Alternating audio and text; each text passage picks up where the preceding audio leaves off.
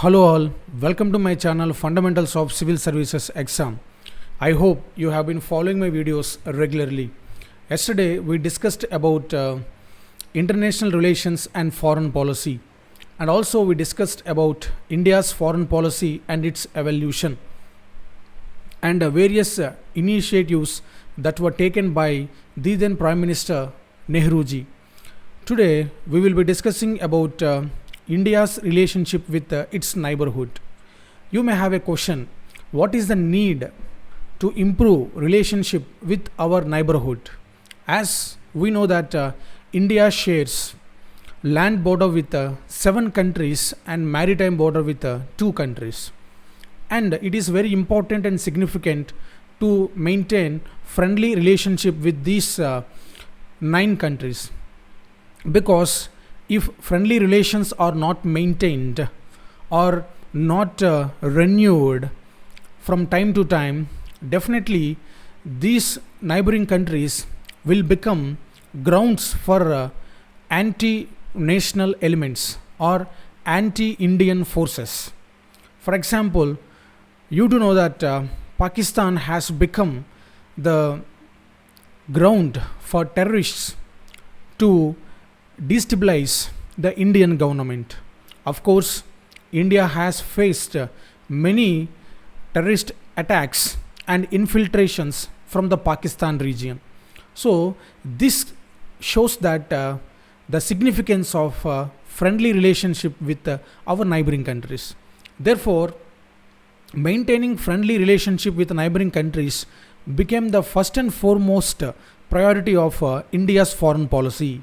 That's why we follow neighborhood first policy in order to improve the relationship with our neighboring countries. If you look at the slide, India's relations with neighboring countries.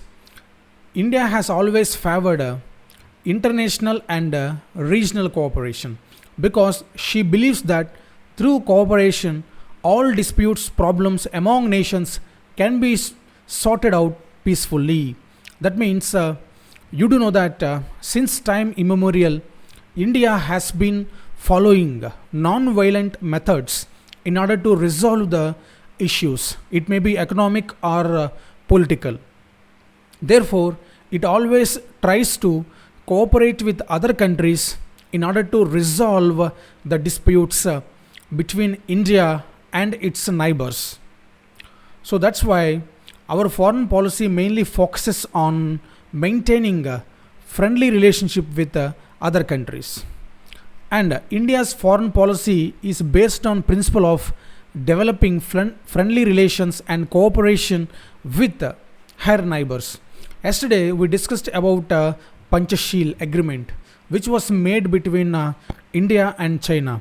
And of course, India applies same principles in its foreign policy while maintaining relationship with other countries. That means friendly relations is our first and foremost objective in our foreign policy.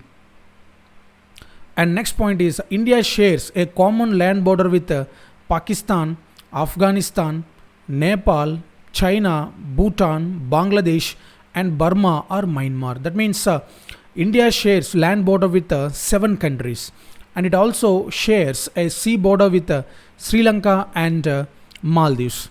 So therefore, it has become sine qua non and indispensable for India to maintain friendly relationship with these countries in order to make South Asia as a place of peaceful coexistence. So if you look at the map, this map indicates India and its neighboring countries.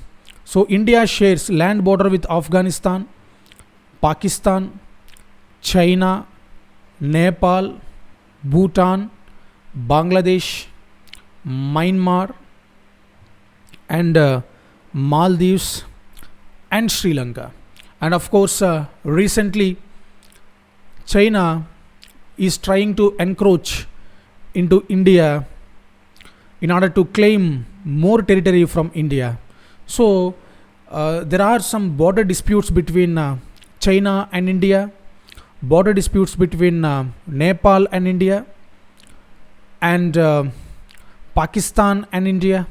We are going to discuss all the disputes between India and its neighboring countries in coming classes.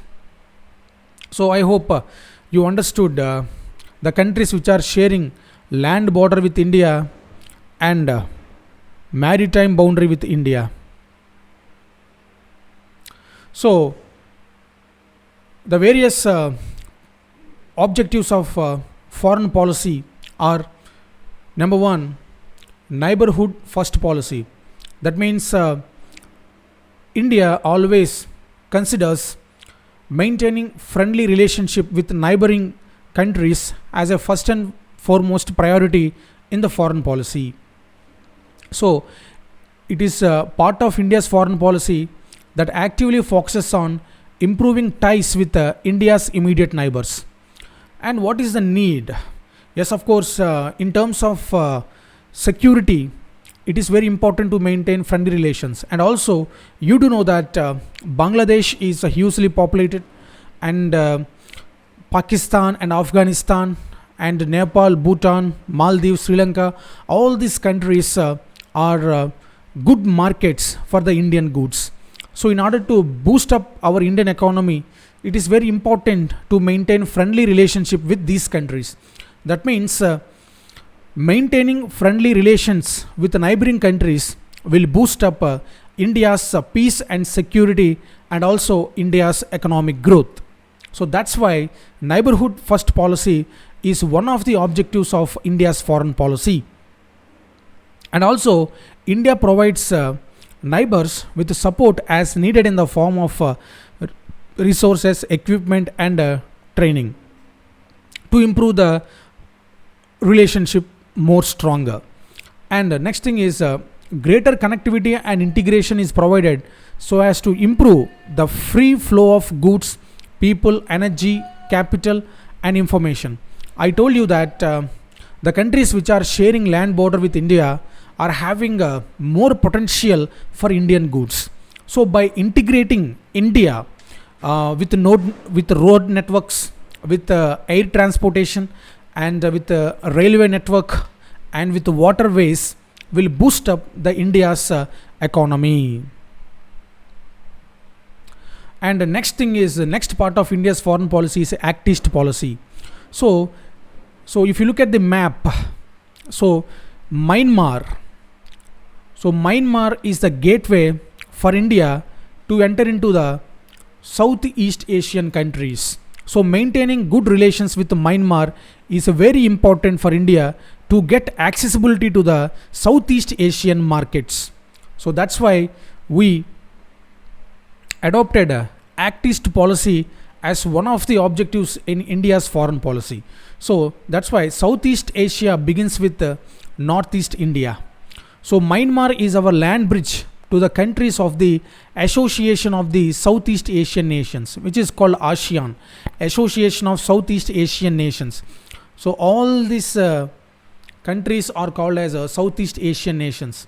They formed a group which is called as an economic group for improving their markets, is called ASEAN, Association of Southeast Asian Nations. And the purpose of Act East policy is to ensure a stable and multipolar balance of power in the Indian Pacific and to become an integral part of Asia. So this is the Indo-Pacific region. So this is the Indian Ocean, and this is the Pacific Ocean. So this region is called as the Indo-Pacific region.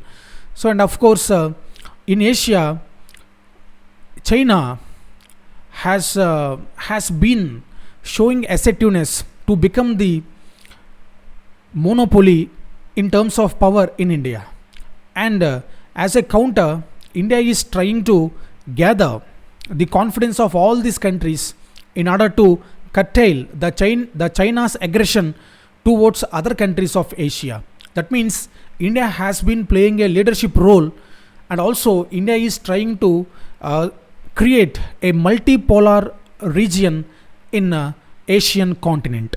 So this is the great contribution of India towards Asian continent.